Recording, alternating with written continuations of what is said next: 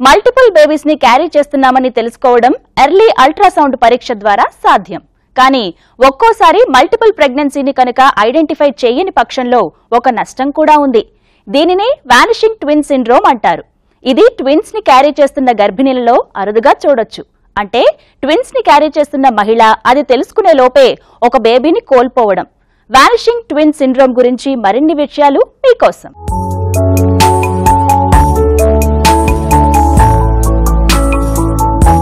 Twins కనుక conceive అయి ఉంటే ప్రత్యేకించి ఒక కాంప్లికేషన్ అయ్యే అవకాశం ఉంది.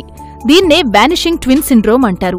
ఎర్లీ అల్ట్రాసౌండ్ ద్వారా కడుపులో పెరుగుతున్నది ఒకరు కాదు ఇద్దరు అని తెలుసుకోవడం ఒక అందుకు మంచిదే.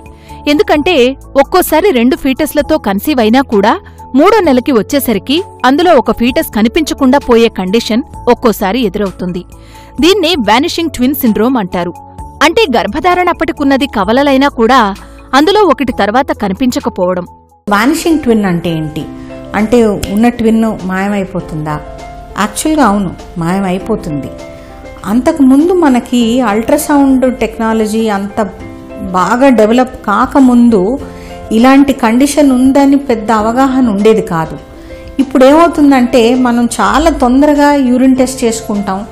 కొంతమంది పీరియడ్ మిస్ కాకముందే నాకు వికారంగా ఉందని యూరిన్ టెస్ట్ చేసుకుంటారు. వెంటనే ప్రెగ్నెన్సీ ఉందని తెలిసిపోతుంది మనకి.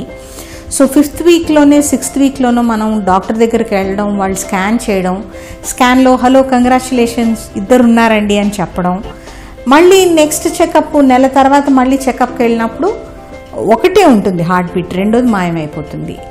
ఇది అవుతుంది. This is called a vanishing twin. ఇది ఏ జెస్టేషనల్ ఏజ్ అంటే 6 వీక్స్ కావచ్చు, 8 వీక్స్ కావచ్చు, 12 వీక్స్ కావచ్చు. సో మాయమైపోయే ట్విన్ని మనం వానిషింగ్ ట్విన్ అంటాం.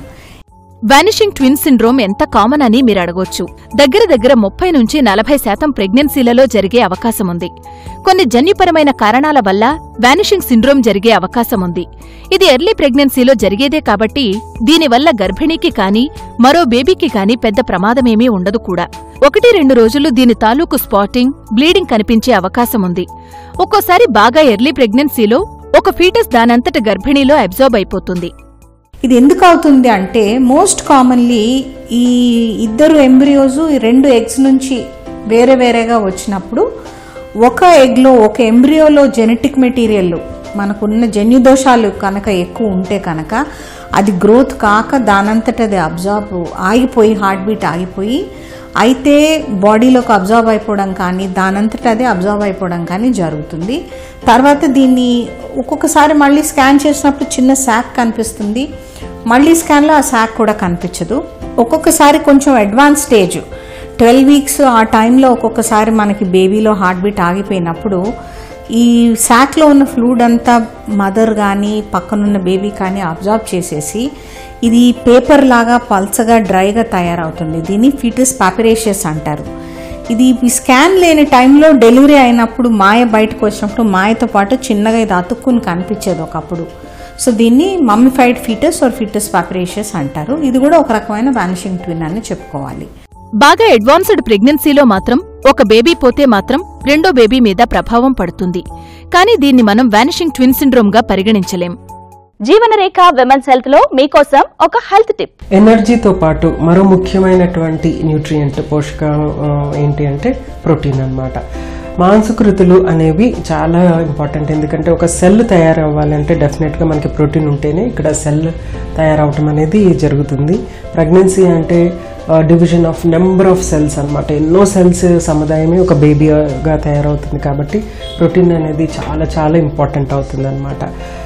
Right from the beginning protein deficiency అనేది లేకుండా చూసుకోవాలి. ప్రోటీన్ అనేది మనకి బేబీ తయారవటానికి ఎంత ఉపయోగమో అలాగే హార్మోన్స్ మెయింటైన్ చేయడానికి అంతే ఉపయోగం పడుతుంది.